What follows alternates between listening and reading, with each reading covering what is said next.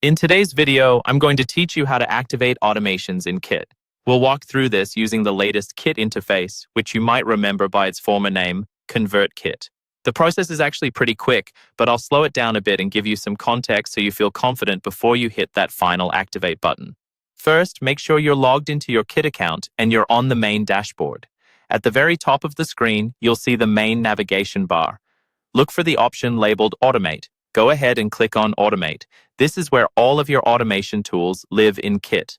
Once that menu opens, choose Visual Automations. This section is dedicated to the Visual Workflow Builder, where you can see all your automations laid out as connected steps.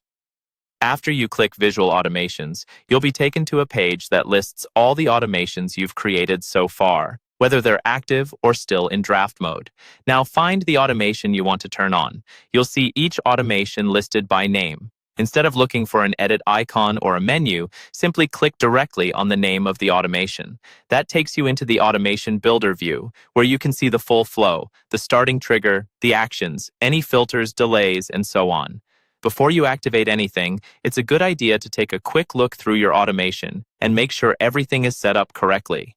Check that the entry point is what you expect, your emails are finalized, and any tags or conditions are properly configured. Once you're happy with the setup, direct your attention to the top right corner of the builder.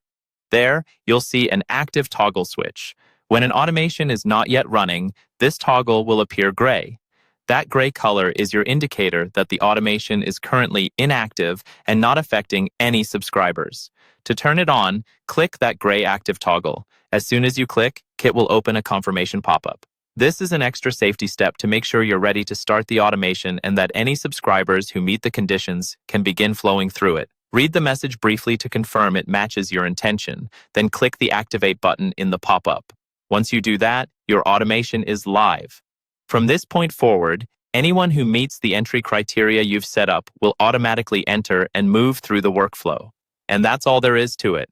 Navigate to Automate, open Visual Automations, select your automation by name, and turn on the active toggle, confirming with the Activate button.